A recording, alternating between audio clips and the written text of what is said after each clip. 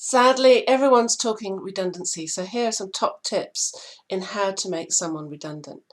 The first thing, of course, is to realise that you're not making the person redundant, you're making the post redundant. And you can only make the post redundant for proven business reasons.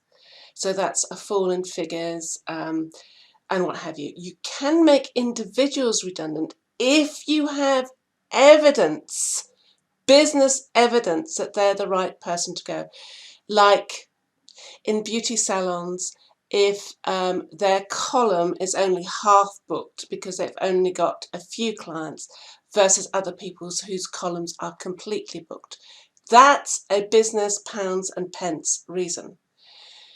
You can't make an individual redundant just because their attitude is bad or anything like that. Remember that people can take you for unfair dismissal if they believe they have been unfairly selected for redundancy. So if you've got someone who's just being a pain, sorry, that is under capability or disciplinary, not redundancy. Unless, of course, you can also prove that there is a true business reason for that particular post to be made redundant. There's a whole load of information in that. Okay, so then there's the conversation about making someone redundant. You are expected to be in consultation with staff before you make them redundant to talk about alternatives to redundancy. But that's a whole different thing, and I'll cover that someplace else. The key thing here is that when they come in for the meeting, they're going to be expecting to hear bad news. So tell them immediately, I regret to inform you that your post has been selected for redundancy. Bang.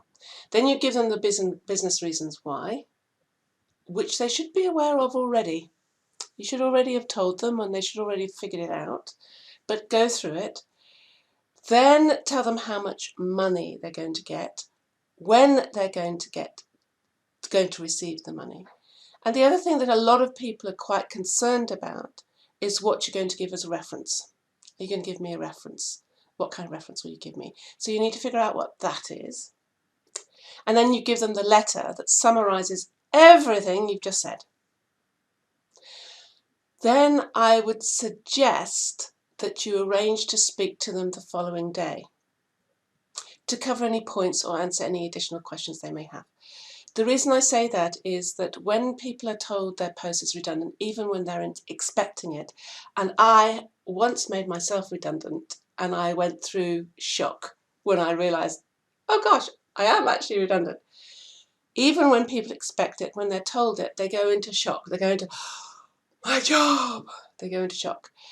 So even though you're going to go through everything meticulously in the meeting and review everything, they actually won't hear anything. I kid you not.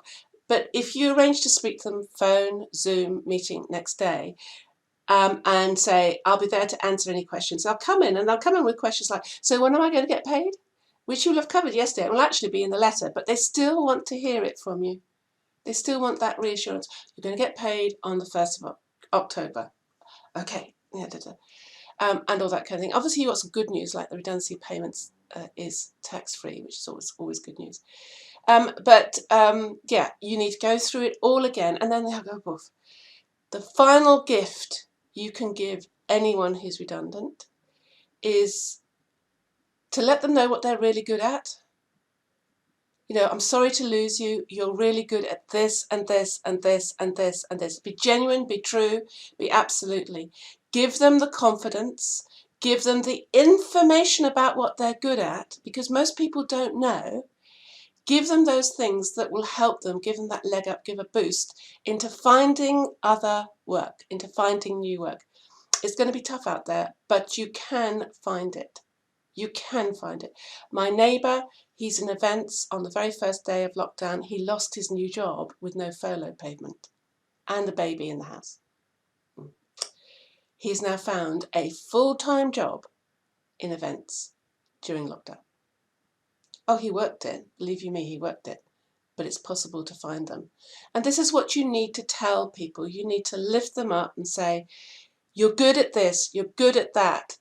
Go find it. I would recommend you applying for this type of post, in my opinion, and just give them that boost. Oh, Final thing, don't ever make someone redundant on a Friday.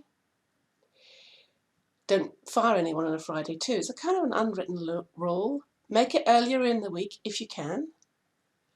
The reason for that is if you make someone redundant on a Friday, they go home and they can do nothing for 2 full days, which means they fall into a slump. And by the time Monday comes around, they've convinced themselves nobody's going to ever hire them again. They're on the slack heap. Boof. If you fire them earlier in the week and try and get them into, okay, so what are you going to do tomorrow? Who are you going to phone tomorrow? What action are you going to get? Try to get them back into action as quickly as possible, because in that way you'll maximize the likelihood of them finding another role. There you go, my tips on redundancy. Hope you find this useful. Take care now. Bye.